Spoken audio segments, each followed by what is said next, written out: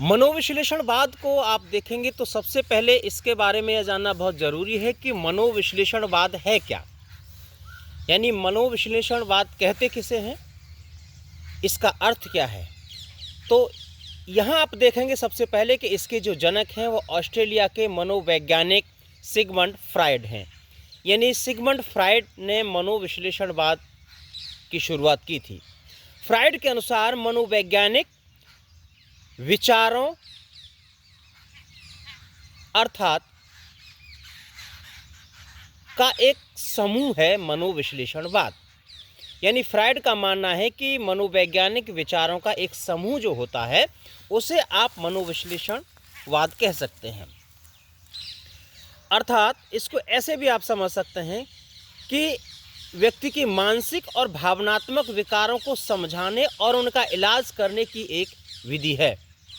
आज पूरे विश्व में देखेंगे कि सारी चीज़ें व्यक्ति के पास मौजूद हैं, लेकिन उसके बाद भी उसमें बहुत सारे मानसिक विकार आपको देखने को मिलेंगे। दूसरी बात यह है कि इसमें रोगी को अपनी बचपन से अब तक की समस्याओं और यादों के विषय में खुलकर बात करने को कहते हैं। यानी सिगमंड फ्रायड का ये मानना है कि जब तक कोई व्यक्ति अपनी बात को खुलकर नहीं कहेगा समाज के सामने, तब तक उसका समाधान होना नामुमकिन है या असंभव है। यानी आती है बात वहीं घूम फिर के कि संवादहीनता व्यक्ति और समाज दोनों के लिए घातक होती है।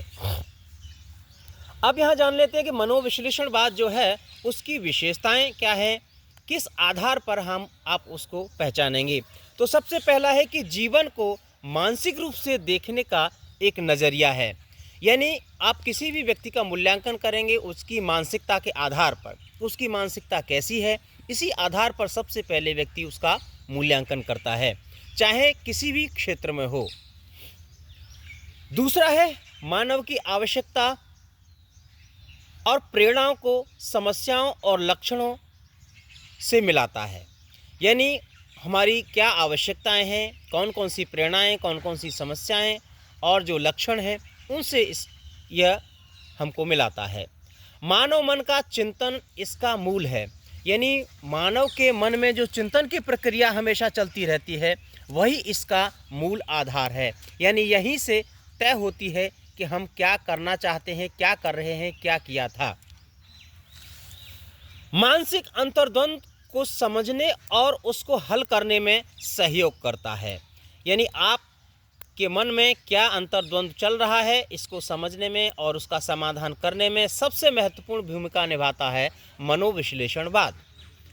और ऐसा हो ही नहीं सकता, पूरी दुनिया में किसी न किसी व्यक्ति के, समाज के मन में कुछ न कुछ हमेशा चलता रहता है। एक और है इसमें, पांचवा बिंदु है, देखेंगे आपके रोगी के विचारों को समझने में सहायक होता है।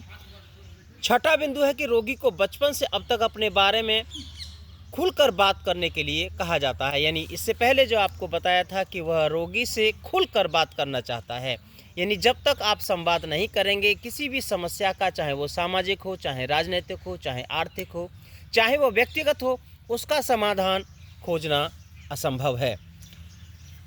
इसका प्रमुख रूप से अवसाद के समय प्रयोग किया जाता है। यानी जो लोग डिप्रेशन में चले जाते हैं, जो लोग बहुत सारे तनाव में रहते हैं, उन लोगों के लिए इसका ज़्यादातर इस्तेमाल किया जाता है। तो आपने यहाँ देखा कि संक्षेप में हमने आपसे बातचीत की कि मनोविश्लेषणवाद क्या है।